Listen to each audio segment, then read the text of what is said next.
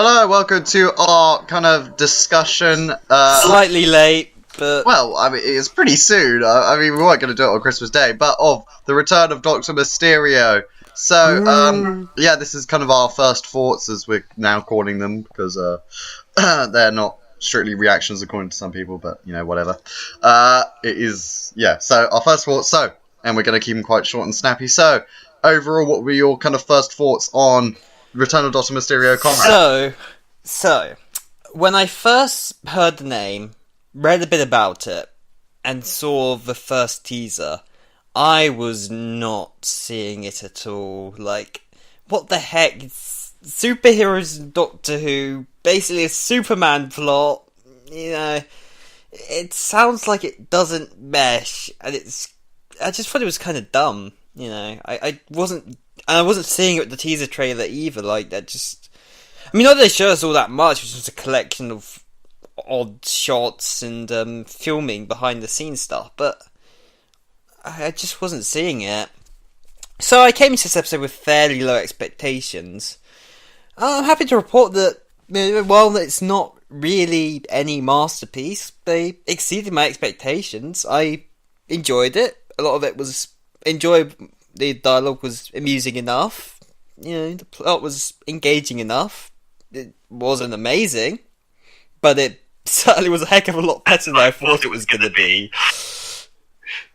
Yeah, I actually blooming well liked it quite a bit. I mean, it was just so decently made. It had heart to it. That is what there was. And I mean, there were some really, really good scenes in there.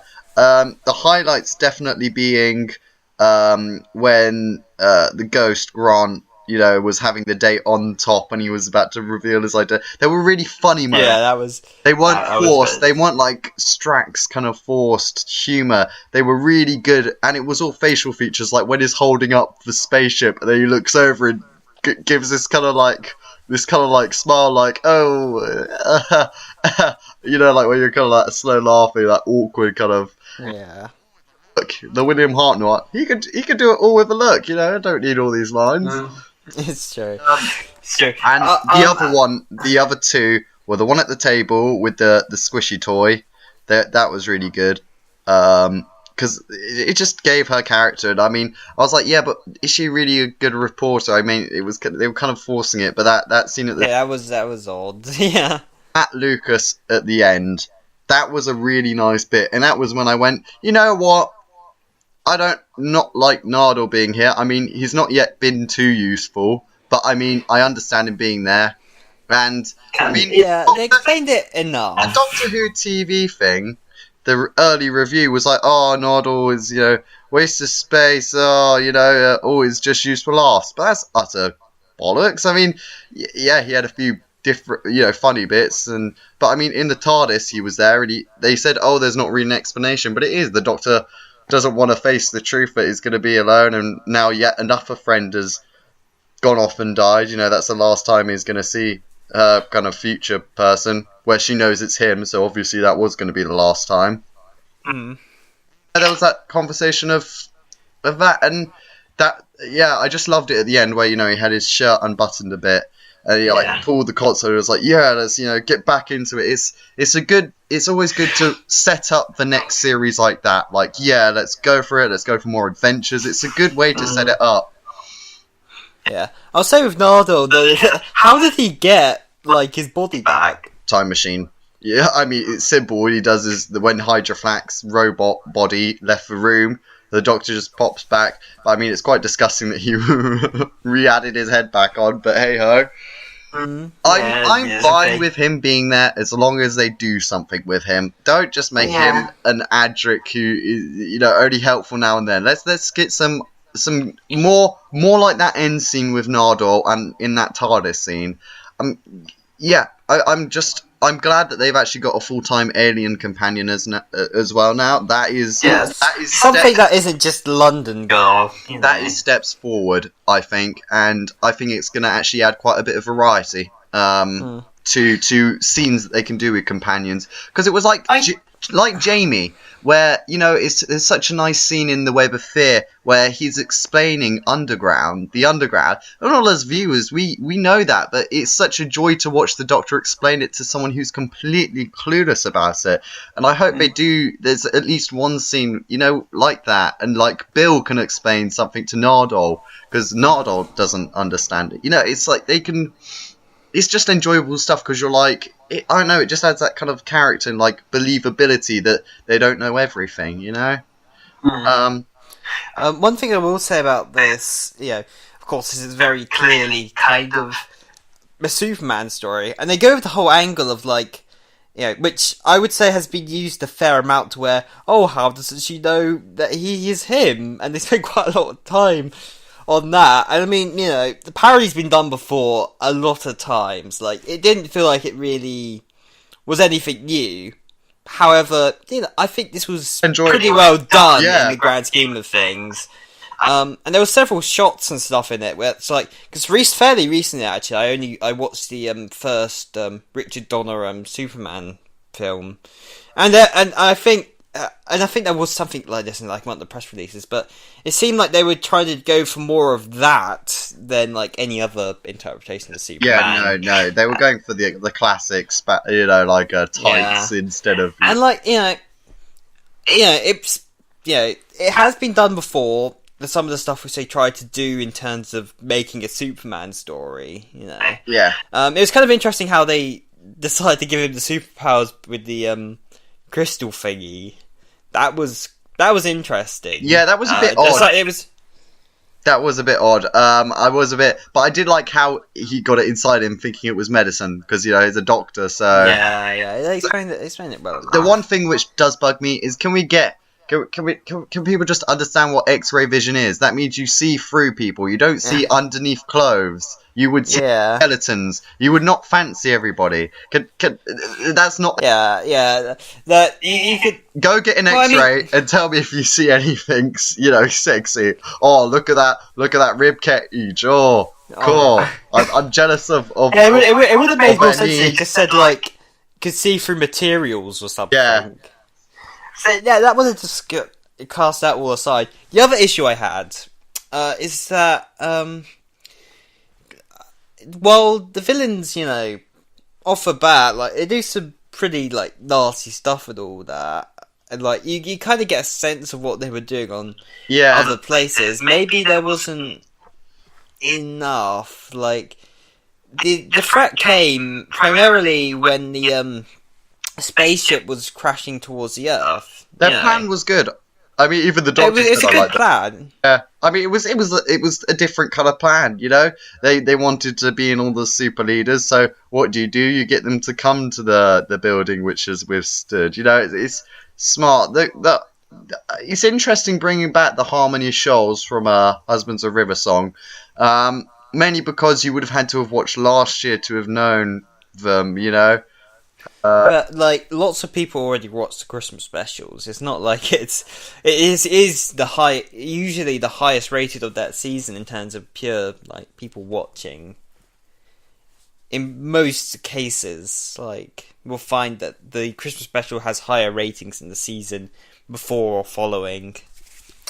So I'd assume most people who watched would probably have watched it last year, or those who would watch around that time for like Strictly. There were 5.8 million viewers last year, and the earliest figures for this year is 5.7. So more people watched last year, probably because of the use of River Song. To be fair, plus it was a bit later, I think, actually as well.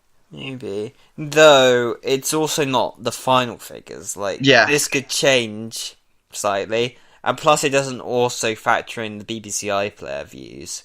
Considering that, at least as far as I've seen, reception to this has been pretty positive.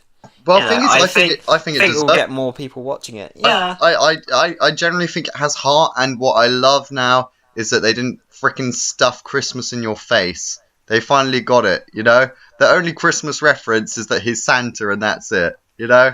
Yeah, that was nice. The fact that that was a really cute bit. Christmas was a backdrop more than that. Yeah, it was just cute how he brought the cookies and the milk, and he was like ho ho ho. That was a really long pre-title sequence.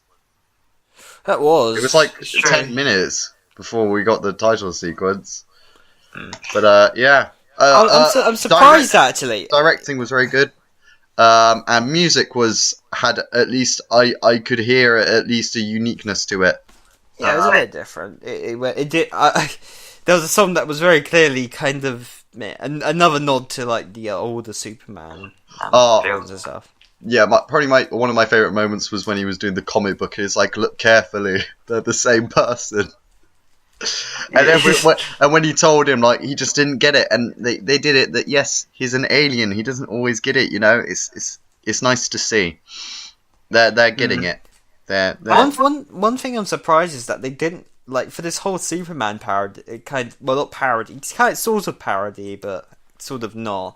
That they had no sort of Lex Luthor type. I mean, I know that the villains were like the brain guys primarily, but like when like in like a lot of Superman, whenever there was like bigger villains from like space and stuff, he would be there just kind of causing some mischief in the background somewhere. So I'm surprised that it wasn't. Maybe it would have overcrowded things. I think it would have been too much, yeah. But I mean, you know, it was. It's certainly. I'm not saying that it was a good thing or a bad thing not to. I'm just saying I'm just surprised that there wasn't any. You know. Yeah. They went a little bit different on that, which I can appreciate, you know. Yeah. But yeah, so I guess that's kind of our first thoughts. We generally liked it. I mean, it's definitely not the worst. I think it's better than the Snowmen, and I think it's better than Widow and the Wardrobe, and better than Last Christmas. I would say that I put it on roughly the same level as Christmas Carol, possibly, maybe a bit lower. I would I'd say it's second best parody one. I'd still say Husbands was better, mainly because they wrapped up the river thing really nicely, and I was more skeptical about that, and that pulled off better than I could have hoped, really. This one did the same. I mean, generally, yeah, we were very skeptical. Thank God they fixed that clip which they showed at Children in Need, because that audio didn't fit with the movement of their head, and then when I watched it, I was like, they fixed it! I think they added in more shots is what they did, so it obviously wasn't finished when they gave it to Children in Need. Definitely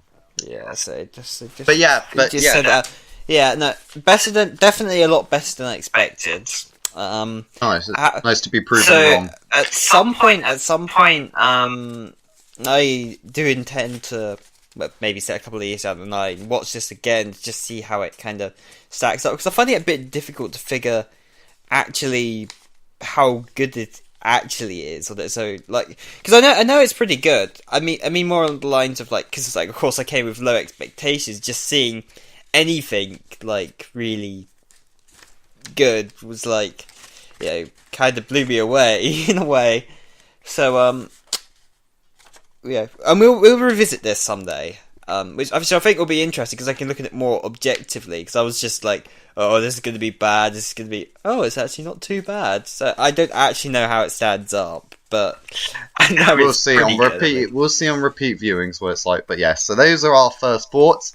Thank you very much for listening. We're going to try and keep these reactions shorter for Series 10 as well, because we realised we kind of spoke too much about Class. Yeah. I mean, to be honest, I don't know, unless we do it a long time in the future, how much more we're going to be able to include in the Class videos. Like, because we really covered it in great detail. But anyway, to be honest. So thank you very much for listening. Subscribe, because we will be doing Series 10 reactions, hopefully being uploaded either the same day or the Sunday or the Monday, at least, you know, pretty soon after. Within the 5 days. Yeah. Very late, at the very most. So thank you very much for listening. Subscribe or not, Don't be another brain. Don't have your head sliced open, this weird brain thing with eyes. Don't be forced to do it. But yes, so thank you very much for listening. Goodbye. Boy.